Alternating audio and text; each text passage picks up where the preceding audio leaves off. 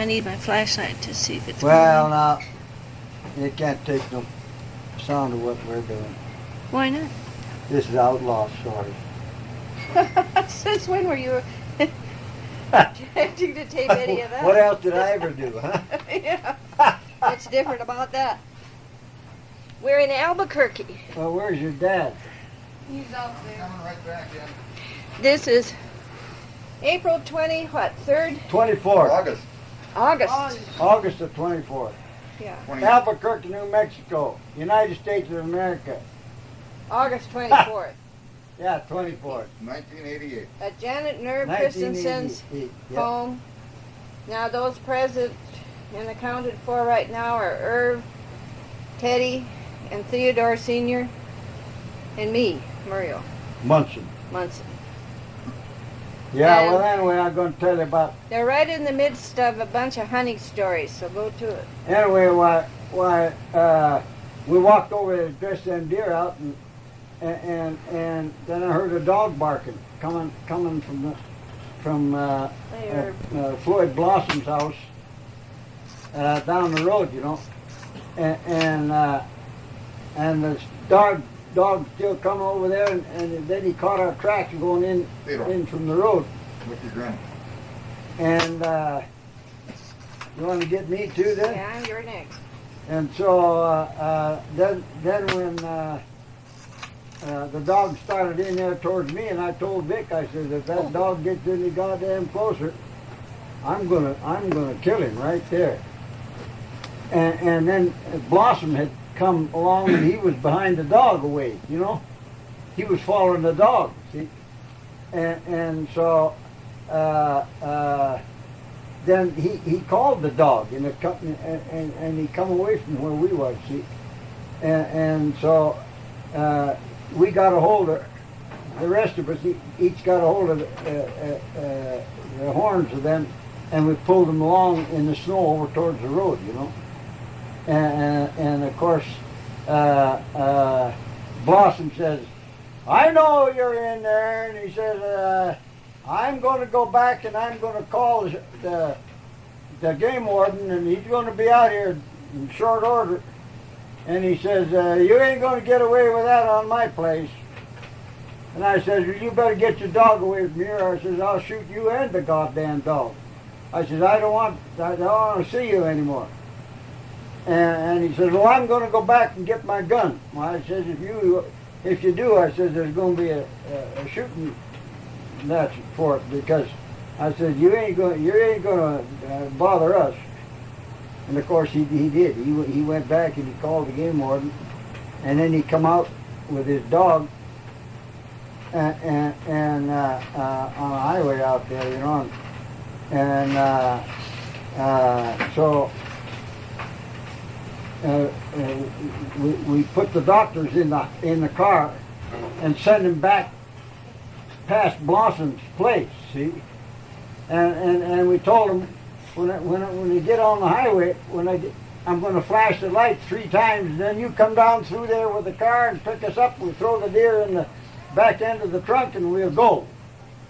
And of course the doctors were standing back there and back down there half a mile away, but they seen Blossom come back in there with a flashlight. He'd come out on the road, you know, and they never come. They didn't come, and they're supposed to come right on through there and pick us up, you know.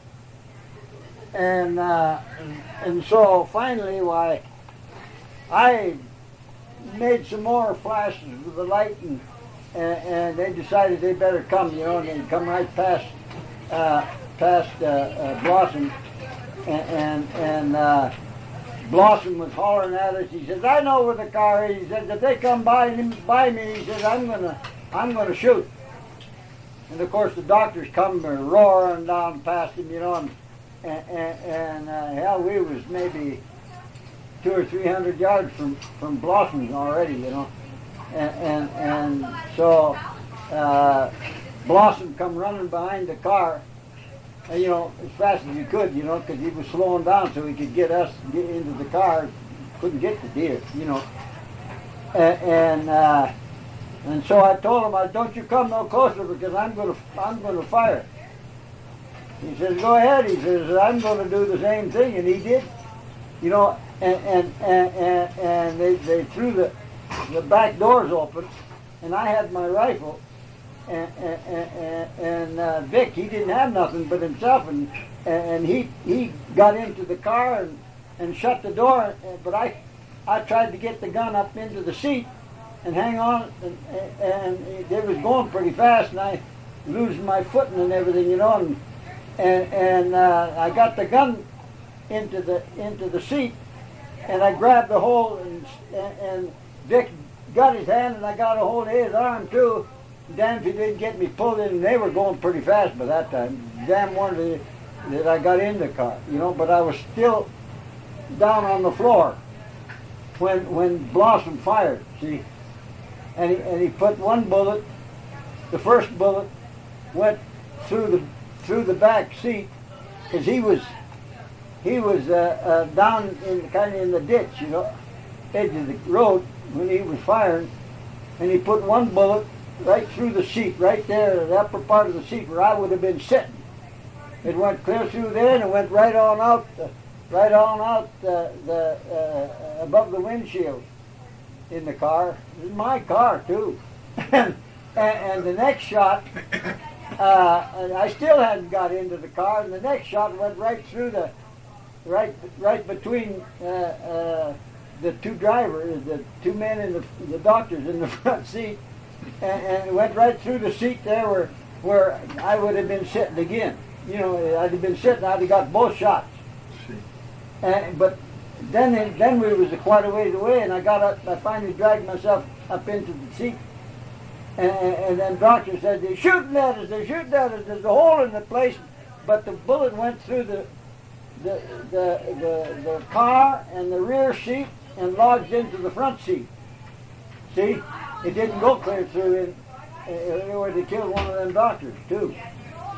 Well, anyway, why we couldn't get home quick, and I got down in the damn ditch, and I dug out some of that gumbo mud, and I plugged the bullet hole that was in, because it was all splattered on the and mud all over the car anyway. You know, you couldn't tell where the bullet holes was, you know, and so hell, I dropped off the doctors, and Muriel was there too in Vic's house, you know. And when the two doctors come in there, Muriel said they walked in the door and there was white as a sheet. Both of them doctors were scared to death, you know. And me and Vic come in there, and we were laughing and talking about the experience we had, you know. What happened? Oh, you weren't here to hear it. How was it? Never mind. Now you'll hear it. Anyway, why? I said to Vic, I said, you better get the card game going here and something, and we'll all be playing cards here, and of course I'd parked in right behind Vic's car, you know, and Vic hadn't went no place, you know, and my car was all splattered with mud, and they couldn't tell in the bullet holes and that, and it didn't break the windshield, it went out the top, you know, right over the windshield. It didn't bust the glass, see? Grandpa, what happened with the game warden? Well, are you going to listen, or am I going to tell you? He's telling the story. If you ever let him finish. Well, here come the game warden. Pulled right into Vic's, right behind our car, and he come to the door, hammered on the door, and Vic went to the door, and he says, oh, he says, you're home. Vic, sure. I said, where else would I be?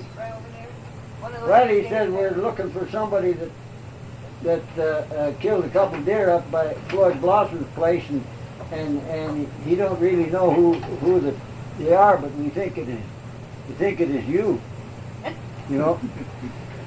And Vic says, hell, my car hasn't been out of the place here. And I say, Ted and Merle and my dad and mother have come too, and we've been playing cards here, and they're going to go home pretty quick, and then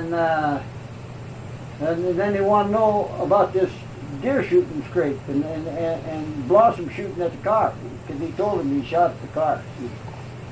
And he did. He put 2 bullet holes in my car. Anyway,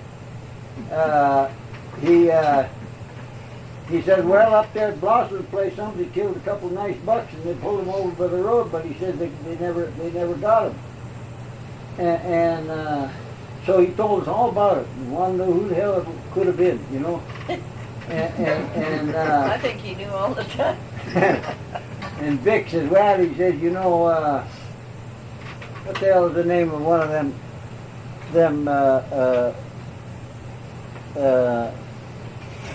government officials that run one of them resettlement programs? What the hell was his name? Was it Porter? No, huh? Was it Porter?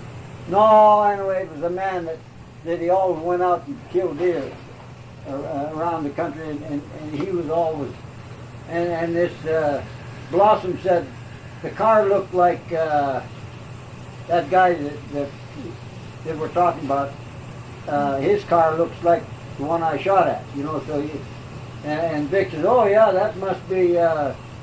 See if I could think of his name. Doesn't matter. Anyway, he says, why don't you look him up? And he had some bullet holes in his car too, you know. but he hadn't plugged them up. Somebody had shot his car with a 22 or something, you know. Probably Blossom. Probably this crazy Blossom. No, it wasn't him at all.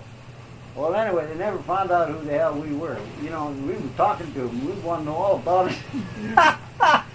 and so Vic, he was talking to the doctors were talking to Vic, and he said, you know, he said, we got to go home tomorrow. He said, well, you just got here to start hunting. Oh no, you know, we was shot at last night. And he said, and boy, it never got out that we was trying to get do illegal hunting. Why, he said, boy, we'd lose our practice and everything else. So he said, we got to get out of the country. And so Vic said, he said, you go over to Ted's place, go at the farm, and in the shed I had about 4 deer hanging there. You know, I already killed, you know. And I said, yeah, I said, come on over, and first thing early in the morning, I'll give you a couple nice deer to go home with. You can go home with. And so they come over there about daybreak, you know, and I loaded them up with them 2 deer. Boy, they were glad to get the deer, and they went home, see. I'm glad to see the last of you and Vic. Oh, yeah, they didn't want a goddamn thing to do with me and Vic anymore. I don't blame them. You caught some doctors. Wait. No, You they caught were. some doctors into illegal hunting. No, not exactly. Well, anyway, that was another. I haven't thought about that for a long time, but that was a good experience. Well, I know when I was up there with you and Vern once, you pointed out Blossom's farm and told me Yeah, about that's it, right. yeah. Yeah. Well, I had spent the afternoon with Pete, Vic's wife, and she Yeah. had been making baked beans and stuff for the hunters, you know. And this is all new to me. My father was a law-abiding man. He was a deputy sheriff, and his job was hunting down Illegal hunters. Oh, yeah. So he wasn't doing my father any favor by engaging in this kind of stuff either. Yeah, well, but he was pretty good. But anyway, I remember how nervous Pete was. And, you know, I didn't really know what was going on. I didn't know. We didn't tell until too later. damn much. But anyway. I remember that, how nervous Pete was. She knows what's going on, right? Yes, she did. She They've didn't been up tell to you. that evidently for quite some time. If her father had known what an outlaw I'd been, why she'd have never married me. Daughter. Well, look at Margie marrying Lloyd. He was the biggest Oh, he poacher in the was country. the same as me, you know. Oh, he was Well, a didn't your hunting father fool the same way. screen your boyfriends? You didn't have anything to say about it. He was just And lucky that they never got caught. and well, me and Lloyd Lloyd finally would did go out get caught years later. and hunting, was tried in and court when me and Lloyd was out north of Pitt, for poaching. or north of Pitt Taking deer on one season. time, while we went back out down into the swamp there, and that's the first time I killed 2 deer with one shot, you know. And when I yelled back See, the game wardens have to make to Lloyd to bring a light, you know. I didn't want to burn the flashlight on my gun because that was, you know, that was necessary. I didn't use that anymore, and I had to, you know. So I said, bring the flashlight, and we'll dress these 2 deer. And he says, no, he says, you only got one. You only shot once. Oh yeah, I said, I shot once, but I said, I didn't know that there was another one laying right behind this, and there's 2 of them got. I got him with 1 shot. He said, anyway, he come down there, and sure enough, I had this big buck and that doe that had been behind him, you know. I got them both same shot. Didn't even know Way to it. conserve ammunition. Yeah. So we pulled him out of there and got him in the car and went home with him. And Now, was just a dressed. minute. Let's check and see if this thing is recording all right. Well, anyway, Just 1 second. when you talk about this, there's damn good experiences. The things that Just 1 second. most. Yeah, you remember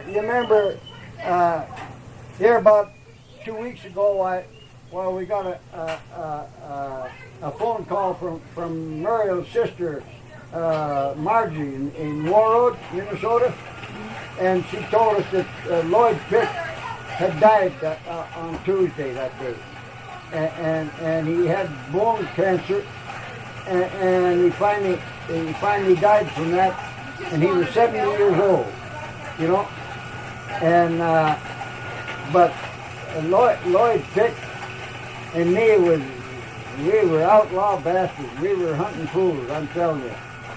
And that was all during some of the years that we used to go back up there, and my dad was running the farm there, and then late in the fall when it was time to go back to Las Vegas here, why we had all the farm work done and everything, and Just then, 1 second. then we'd all go back to Vegas. Yeah, Yeah, all right. see. Just a second.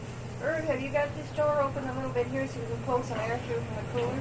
Yeah, Grandpa. I'm just about Grandpa, melting. you spent the summers in Minnesota and the winters in Oh yeah. Las Well, Vegas? for a long time, you know, parts of the summers, yeah. It's open a little bit. And then we come out here in the wintertime. You know, most of the time was out here, you know, but my dad was out there farming, and I'd go back there to help him with the farming a Yeah, I little, think it is helping. besides do my plastering work in that country too. See? When was all Open this? the When door a little bit. you were It's not opening enough. independent, right? Oh, sure. Yeah, about like that. I've been independent all my life. What are you talking about? I haven't worked for nobody Little thing hardly. down there to hold it. There. Oh yeah, I hated to think that Lloyd has died There you now. go. Thanks. And we had so many good times like that together. But anyway, Lloyd was a good trapper too, and he trapped timber wolves all over the country up in northern Minnesota. And beaver. Get out of there and let your dad sit there. And beaver. He was trapping beaver a lot of the time. And he used to get timber wolves, and he'd get probably $100 for the hide and $50 bounty on every timber wood he killed in that country, you know. And he was a hell of a good trapper and a hunter, boy, I'll tell you. What's a timber wolf?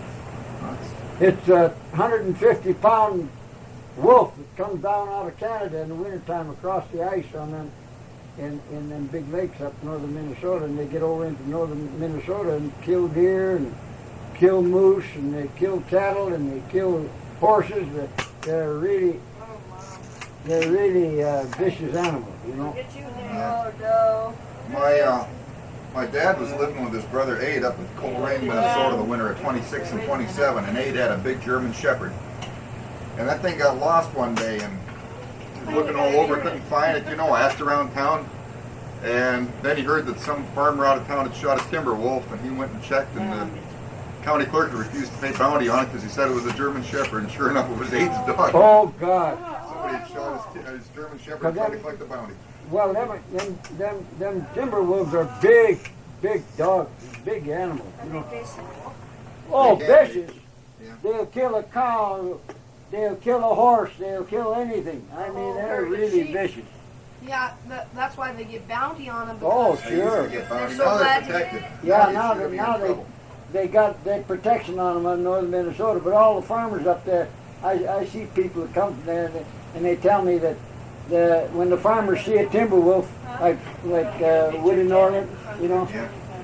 he told me too. He says, if anybody in that country sees a timber wolf, you know, there's a $10,000 fine and 5 years in prison to kill a timber wolf up there now. Yeah, they've been protecting them now for the last 10 years. But he says that all the farmers in the country, they don't say nothing. They just kill these timber wolves and say nothing about them. They don't take the hide or nothing. They just kill them.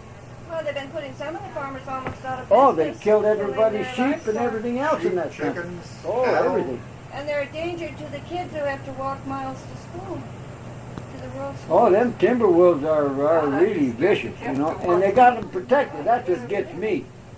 Well, they still come out of Canada. right? Oh, sure they do. Can't Canada do something about them? I mean, The Can't. Canada don't care. That's not this country. They don't give a damn. Minnesota's got a breeding population. Michigan now has. They've now reestablished a breeding A population lot in of Michigan, I places guess. the kids walk to the rural So there are two states in the lower 48 that have breeding population of timber wolves. Suicide almost. But where they've consolidated Yeah, but the farmers- schools and they have schools The in farmers are every killing town, them as fast as they can find them, Yeah, but they don't report nothing. I don't blame them. But I don't blame them either. If I seen one of them, I'd kill them on sight. That's what they're doing up there. Did you ever kill one? No, I never killed a timber wolf. Have you ever killed a mountain lion? No, I killed one time, but then I never could find him. But you know, at night I killed one of them. But how he got away, I don't know. But he had to die because I seen blood all over hell the next morning. You know, but I never did find him. Tell us how you shot him. Huh? Tell us how you shot him. I shot him in the dark with a flashlight. Where was this? Where did you shoot him? Where? Did he come Oh, up down? in Nevada, up Did he there. come down to the camp or what? No, it was up in Munson's Alley, a big canyon that I broke the road on up through for 5 miles, you know, and in that canyon where I seen this mountain lion and I shot, and then he disappeared and I couldn't find him at night. Next day I went over there, there's blood all over hell, you know, and he went over down in the brush and everything. I never did find out. I couldn't find no more blood, you know. But I know damn well he had to die someplace up there because all that blood, he couldn't make it, you know. I remember once you came back from hunting up there, and I think you had a bobcat skin. Yeah, I killed a bobcat up there, yeah. Tell us about. I got the skin at home, yeah. Tell us I how you remember got when you that brought one. Yeah, I've been after him to get rid of that thing. I hate the sight of it there. Hey, tell us about that bobcat thing. That would be a good story. Oh, no, just a bobcat. I'd shot a deer, and the bobcat was right by there, and he smelled this blood, and he come jumping down the hill and over to where the deer was, and I guess he didn't know we was there or something. And anyway, why he went right down to the deer and start eating on him, you know, and I seen him, and I just put the light on him and fired and shot him right there, you know. I didn't want him eating my damn deer up. And anyway, why I skinned him and took the hide home, you know. It's still hanging in the garage. She says, "What do you want that damn old skin for?" I remember when you brought that in. That must have been in '67 or so. Oh, quite a while back. Piece of cake, Grandma, Grandpa. What do you got there? You got This coffee along is with it? pina colada cake and ice cream. Oh, fine. Say, we're going to have ice That's, cream and cake. dietetics lecture. I asked him Now, how about do you it shut already. this thing off? You think we should? Hey, Grandpa. We're going to have some cake and ice cream now, just now. How, So, have you killed so more shut than that thing off How so many- we can eat. how many deers have you? Sit on the footstool. Yeah, get That's on. better than sitting on that dead burn. You know, pipe. this tape recorder Tell can me pick up that story anything in about the room. them It's hunters good. up there in Utah, Ted. Okay. There were these 4 drunken hunters up in Utah. They each had a deer license, and so they were hunting deer up in the Rocky Mountains. And they came upon this farmer's herd of livestock in this valley. they came upon this herd of livestock. Well, what kind of animals were There, they? I'm getting to that. There were like sheep and pigs and stuff, and they were, and this guy, one of the hunters who had really drunk a lot, he was kind of unsteady and he was moving around. Well, what kind of a gun was he using? Ted, quit asking questions. Leave him alone. He was using a 30-06, okay? Oh, he was? A good And- gun. Yeah, and anyway, he was kind of walking around and steadily, but he had the gun aimed at a whole herd of livestock. So anyway, he fired and he shot this one mountain goat. He put a deer tag on this mountain goat. Not a mountain goat, just a plain old goat. Well, yeah, but anyway, But he was in the mountains, so it was a mountain goat. yeah, but Okay. anyway, the game warden came along and they were all bragging about the big mountain goat deer they got, bragging, and the game warden said, "I have to take a look at this big buck," and he looked in there, and there was a sheep. A sheep or a goat? Well, a a sheep. goat. He called it a goat, but it was a sheep. Yeah, but there's this big old sheep lying in the back of the truck, and the game warden, he looked at it and they said that's what happened. This isn't in my hunter safety cards course. They said that they could fine you over $4,000 for shooting livestock animals and tagging them with a deer tag. Yeah, well, that, Probably can. 'cause it's a and they automatic felony probably to didn't. rustle livestock in New Mexico. they That probably was in Utah. Yeah, well. That was the Utah one. they probably hadn't taken the insides out of this goat. Like a friend of mine would tell me about he over at Major Wood's place up by Ely, Nevada. This nigger had come into Major Woods and he showed the game warden the deer he got, you know, and he never gutted him out or nothing. And of course, when you don't take the insides out of them, they start swelling up. You know, they get gas in them and they get bigger all the time. You know. Sparrows. And that nigger opened up the trunk in his car to show the game warden his deer and this nigger, he opened the trunk and he jumped back and he says, "God damn," he says, that buck is getting bigger every time I look at him. He said. And the game warden come over and said, "Well," he said, "you crazy fool," he said, you never even took the insides out of him, and of course he's swelling up, he's getting bigger." And that nigger didn't even know that you're supposed to clean him up, you know. He just So this guy in Utah, he probably doing the same thing. He hadn't dressed out the goat, and the goat was getting bigger all the time too. That's another that. Yeah, well, I heard about a guy in New Mexico shooting a mule and thinking that was the same as a mule deer. Oh gosh. The ears look about right. Oh yeah, they got the legs. same kind of ears. The mule deer, big ears. So, You know, I think this was in Saudi Arabia, where they have like really strict. They're not allowed to hunt in Saudi Arabia, but anyway, they have rhinos in some places in Saudi Arabia. Yeah, they do. Rhinos there. Well, that might, I don't know. Yeah, they have rhinos in the eastern part of Saudi Arabia, and they said that they've heard of people shooting off the horns from rhinos and just leaving hairs there. Yeah. They do that for sport. They lock the rhino's nose inside of you know those things that they use to chop off your heads that they hold your head in place with. Yeah, and they do that and they shoot the nose off the rhino. Well, not the nose, the horn, the big horn, off the rhino for sport. Well, I had no way to bring that. What Well, I'd probably Yeah. make a rhino pretty upset. They kill them because Well, you know the rhino starts charging and stuff, so they just shoot him. pretty. I imagine me pretty upset, man. Well, I tell you. What's the most bizarre farm animal you've ever heard of getting killed by a hunter? Well, I'll tell you, hunters shoot a lot of things that they shouldn't. Put that thing What out they there in the call kitchen. hunters. Well, And that's one thing you mentioned about those hunters in Utah, Theodore, that bothers me a heck of a lot. Sometimes you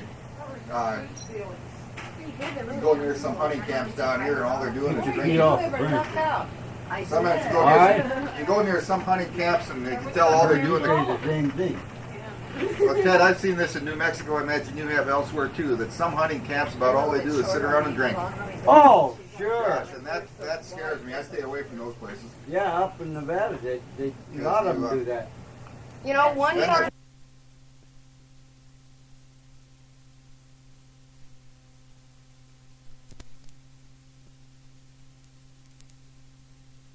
Yeah, it can. It can. It's Hey, let's happened to get me, a and I'm picture sure of it's you happened with to your hat others. and your And I've read stories of it's happening to people, where your eyes can really play tricks on you. And when you're shooting a rifle, you can't afford to have your eyes playing tricks on you. You've got to know what you're shooting at. You got to know for sure, because once that bullet leaves the barrel, there's not a darn thing you can do to change it. You know, once it's on its way, it's going where it's going. If it's going someplace it shouldn't, it's too darn late to be sorry. Yeah. Okay, get Glasses. Now she shows you. Oh, I know. let me take another one because I didn't get your new shoes on. I think my new shoes. Now. Okay, now. Those are going to start right after a while. And I saw you both. The leather start rubbing against your feet and they'll get big blisters. Hey, the tape recorder's still on. I turned it on because I was sorry I didn't get your last story. They said that Andrew Jackson, in the early 1800s, Andrew Jackson, he was our 7th president, and he was a poacher. They said with a muzzleloader. Yeah? They had only those matchlock muzzleloaders in those days. Flintlock. Yeah. I never. Well, he used matchlock. It never turns out. He used matchlock. Don't make any difference. The muzzleloader. Yeah, and he would poach with muzzleloaders, and they said in that book I've got of presidents that he would that He was an outlaw. yeah, but he would shoot like every day. He'd try to bring home one day he brought home 6 quail, and one day he just because he lived in a log cabin. He was the first president to live in a log cabin, and he lived out in the woods. And sometimes he'd bring home quail and stuff. And they said one day he brought home 8 deer. Gee whiz. Here with a muzzleloader. Well, you could get close to them. They weren't scared them times. I know. Yeah, you can. But they said he was you know how only about 10% of all the people, male and female, hunt. He said that he was the only president who ever hunted. Oh, Roosevelt. Oh, Teddy Roosevelt. Teddy Oh, Roosevelt. yeah. Oh yeah, he Plenty of hunted. He hunted. Every president has hunted once. No, Abe Lincoln probably Johnson. had to eat. no, Johnson never hunted. Lyndon Lincoln? Johnson certainly did. Kennedy, Lincoln had to eat. because Johnson hauled Kennedy out there to go hunting. No, they never Jimmy- got a damn Jimmy thing. Carter. Yes, they did. They hunted. No, That deer hunting in Texas, sure enough, they do. they never got a damn thing. Yeah, they did. Theodore, you're wrong. You know, people back then, everybody Well, they hunted didn't back then. get nothing when he was there. Where you said? When you was there, they didn't get nothing, did they? When you were there? Well, you never was there. We can make a whole page on the I side. want to see the pictures, the clouds. But you know I know, I'm trying to find The- it. I have someone they were in you a know, little that photo album. that there's only been one president of all 40 presidents. There have been four assassinated while in office. Lincoln, Garfield, McKinley, and Kennedy. Yeah. But there's only been one who died of an assassin's bullet wound after leaving office. He got shot in the stomach about 8 years before he took office. That's Andrew Jackson. He got shot by he killed a man in a duel, Oh, yeah. They used to do and he that. got shot in the stomach. And 8 years before he took office, and then 12 years after he left office, the bullet. There was a silver bullet thing. Yes, it was. Yeah. It was right It was lodged right about here in his stomach. Where are you, Finally Tim? killed him, huh? It killed him after. Okay, look at Mariel. She's going to take a picture of us all. Killed him after Janet, will you come over here by your picture wall? 36 years. After 36 years of having that in his stomach, it finally killed him. Amount of work you did, my little baby. Which I think is really extraordinary. Oh, look at my little baby. And you know the guy he killed in the How duel? about a family Hey, picture? you know that guy he killed in the duel? Alexander Hamilton. Oh, yeah. He was really No, famous too. Aaron Burr killed Alexander Hamilton. Come on, Irv. Yeah. Oh yeah, One I'm thinking real of quick. someone I else. know. I'm. Oh yeah, Aaron Burr killed him, yeah. Aaron Burr killed Because he Hamilton. was Yeah. Come vice on, Julie, get up there and president get the under family Monroe. picture. Burr was vice president under Monroe. Teddy, Yeah. turn Teddy. around there next to Come your on, dad. stand Take up. the hat off. Stand up and quit jabbering. No, I want the He's all right. family there. Get over here. Just like that. Right here. Stand a little closer to Annie, Well, Theodore. he's pushing back on me, which I would There, prefer that's you to do. good. Okay. Good looking bunch. Quick. Get a picture of Sharon now and me. Yeah. Come on, Sharon. Get over Come on. a picture of me. Let me get a Okay. picture of But you I three. just. Take your Oh, I plate out thought there film. before I it's want to all have over the floor. pictures too. Yeah, take it out now. Come on, Sharon. She can take a picture of the three of us together. I'd like to have Kay's painting in on it. Come on, Sharon. See that? Here, you get better out. I'll have take a that kind picture of you. that would all say of that? you. No, Get it, Dad. I let's want These a are picture older of you. papers, I think. I don't know. I'm trying to find where the. This is your camera. Julie? Julie? Hold your clarinet up. Theodore, turn around a little, Julie. Rules for Theodore, will you move over a little? I'm going to get a picture of Julie here. Hurry up before this tape recorder runs out. Shut it off, Dave. Hurry on, Theodore, move out of the way so she can get a picture of Julie.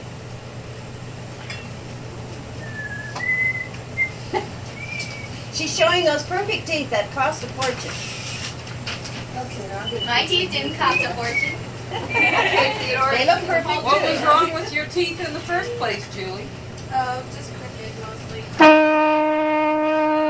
Get it on, Too many Julie. teeth, too little I want to jawbone. get you sideways.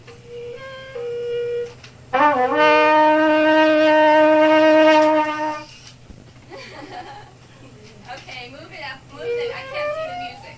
Okay, Annie You and guys I, can stand up and play. Annie and So I- just sit down here. Annie and I will play the When you bass put player. in your group, Journey through the train. Journey Then you by take the other train. picture. You play the, you play the. Theodore, take that hat off. Play We the can't higher see your note. head. I like to see your nice blonde hair. Not too high, 'cause then I can't see. Turn it a little like that. Okay, Okay. that's good.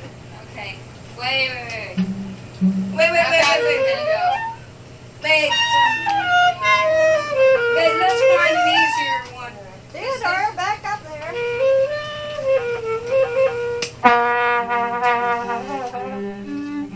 Let's find an easier one. Julie, you need to move. I have no bowling room. I don't know how to wind his camera. That's what's gonna happen if you don't. Hey, Ann. Give me one. Come on, Annie. Behave. I Oh, can't. you better hurry up. There's going to be no tape left. Wait. I'm not. First time we ever tried to get him to play together.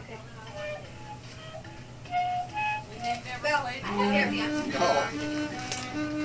No, they'd be willing to try to kill each other, but they wouldn't be willing to try to play together. that's Okay, right. I get close up.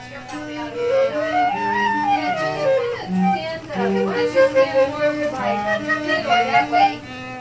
And that way you won't see it Annie's way, okay? I have to see the music too. I can't Okay, see it. right, I have to be Put on your glasses, you can probably see it.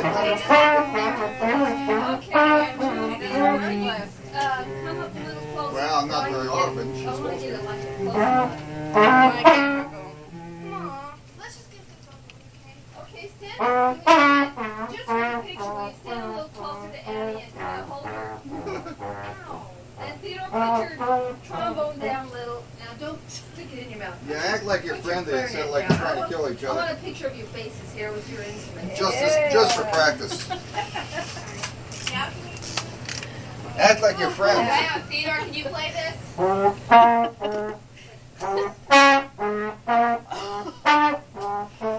Well, I have to. He can do it. He'll be fine. I just have to play that louder. Would you want to play? Can you play the top part? This is a bass instrument that's in the treble clef. That's something you can't play in triple class. Sorry, my notes don't even. Well, Okay. the times I tried to get you Good, kids to but- play together. No. Okay, let's just play it. Everybody ready? 1, 2, 3, 4.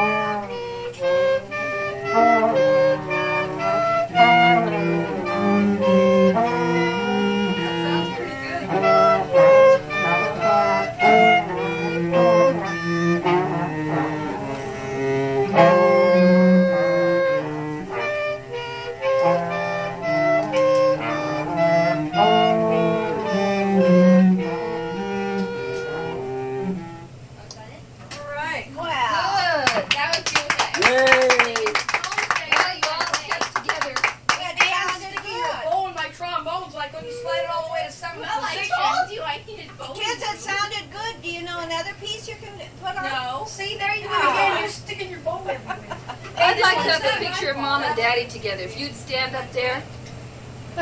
Julie, yeah, take your glasses off. All right. Daddy, on this one. This one's easier. Well, I just. I get the boring part. Daddy, will you Hey, stand second up class. Take your cigar out. Well, everybody, She says remove the cigar. Get the cigar out so she can see her father. Let me find a seat Okay, first. let me get through here. Wait, hey. Guys, I have to practice this one. Well, these stretch together. That would be great. I'll practice. You can show him a cigar. Let me get a picture of you. wait, I smile. And you're sticking to Oh,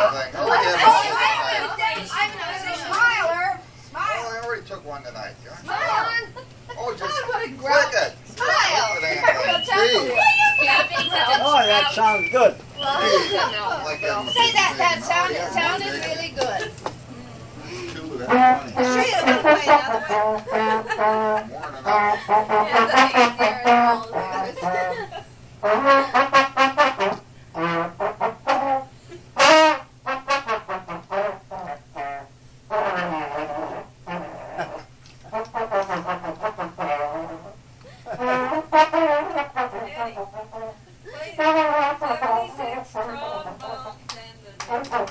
Can you play 100 pounds here on the wall, Theodore?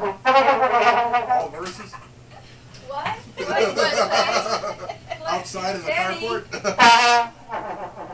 Teddy, play 76 trombone.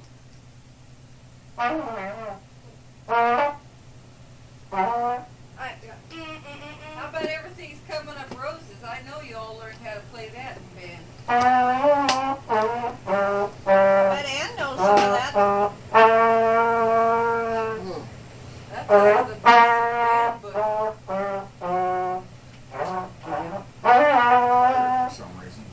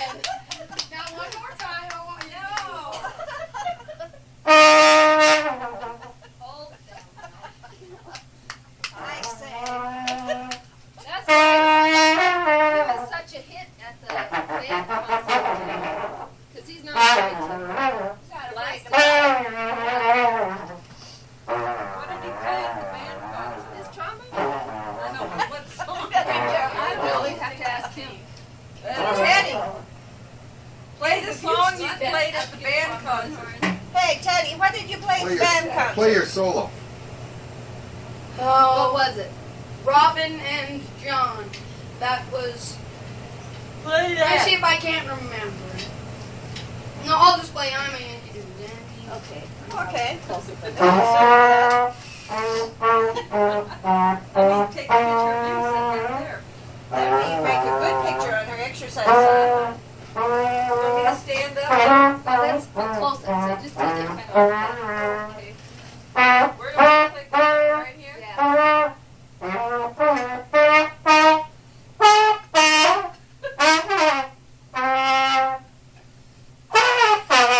Please stop that, Theo. Stay right there. Let me get one. You're being obnoxious.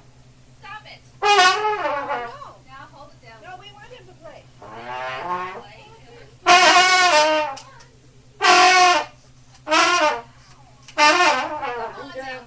Play a real song or don't play. You gonna play Yankee Doodle Dandy? Yes, any vibration makes the strings fly a tune. Okay, then It that's makes a your piano. Does it That's make her sure song. instrument go out of tune? What? Does it make sure does it make your instrument go out of tune?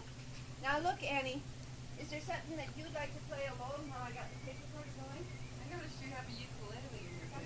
Your favorite? We'll go Yeah. play.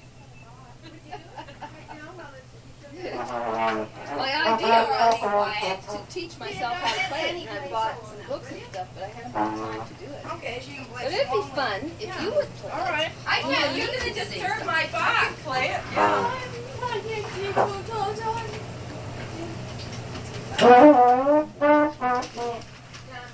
Now, when she gets started, you let her play by herself, so we ain't got a solo by Annie on it. Go ahead and play it. Put this up. I know how to play one.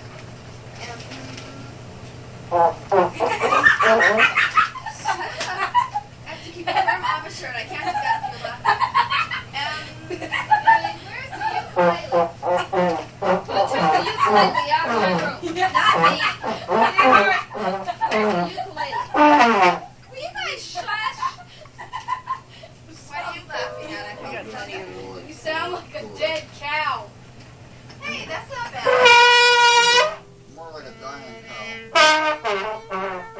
Not so loud. Okay, now, Teddy, let Annie tune up.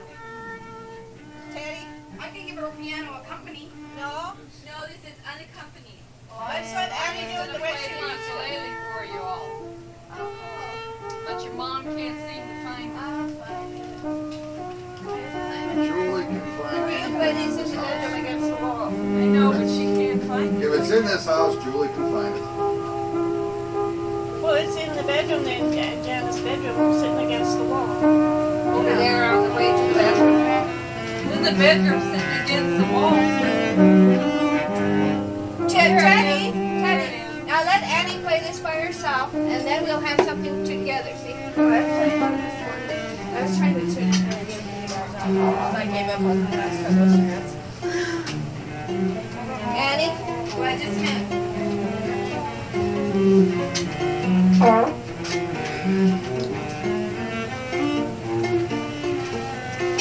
Janet, Shannon's pretty good ukulele player. Yeah. They all used to sing together, right? Sharon would play the ukulele. They'd all sing, right? Okay, who's got the ukulele? Oh, it was in here. Annie? Were you just practicing, or was that it? I was just practicing. All right, come on, I let her haven't go. played it for a couple hours. Yeah, let her go now. While we still got room on the tape. Do you know how to play the ukulele, Sharon? Shh, everybody hush, so we can hear her now. Play it loud enough now. We lost half of these. I think that Let her go. we lost.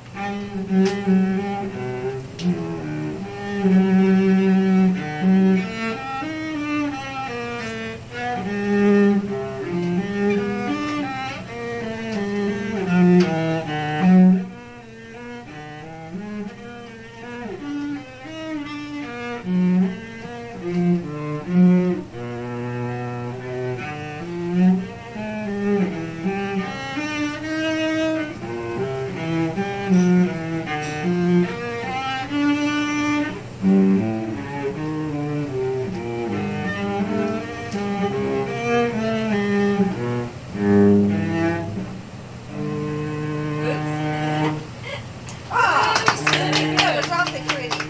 What you just heard was Julie Christensen playing her cello. No, it wasn't. That was him. Yeah, I mean Ann Christensen.